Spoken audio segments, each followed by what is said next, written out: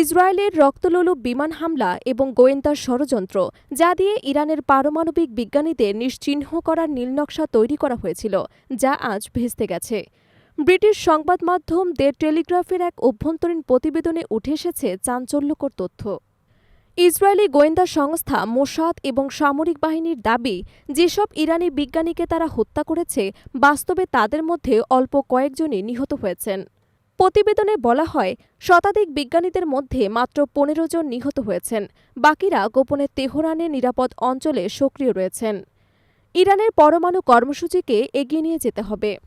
একজন ইরানি সিনিয়র কর্মকর্তা জানান, ইসরায়েল ভেবেছিল আমাদের বিজ্ঞানীদের হত্যা করে তারা আমাদের স্বপ্নকে গুড়িয়ে দেবে, কিন্তু তারা ভুল ভেবেছিল। আমাদের গবেষণা আজও চলছে, শুধুমাত্র ভিন্ন নামে, ভিন্ন স্থানে। এমনকি বিশ্ববিদ্যালয় এবং গবেষণা কেন্দ্রে নতুন প্রজন্মের বিজ্ঞানীরাও এখন যুক্ত হয়েছেন এই কর্মসূচিতে, যাদের সম্পর্কে ইসরায়েলের কোনো ধারণাই নেই। প্রতিবেদনে আরও উঠে এসেছে, যুক্তরাষ্ট্র এই হামলার সঙ্গে জড়িত ছিল। ট্রাম্প প্রশাসনের সময় থেকে ইরানের ওপর চাপ তৈরি হয়েছিল।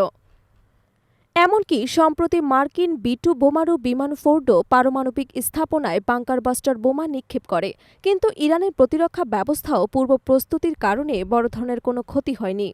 আন্তর্জাতিক পরমাণু শক্তি সংস্থা স্বীকার করেছে, হামলার পর কোনো তেজস্ক্রিয়তার লিকেজ পাওয়া যায়নি, অর্থাৎ হামলাটি ছিল সম্পূর্ণ প্রচারমূলক ব্যর্থতা।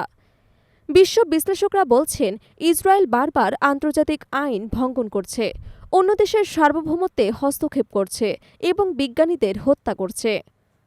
অথচ জাতিসংঘ এবং পশ্চিমা শক্তিগুলো এ ব্যাপারে নীরব।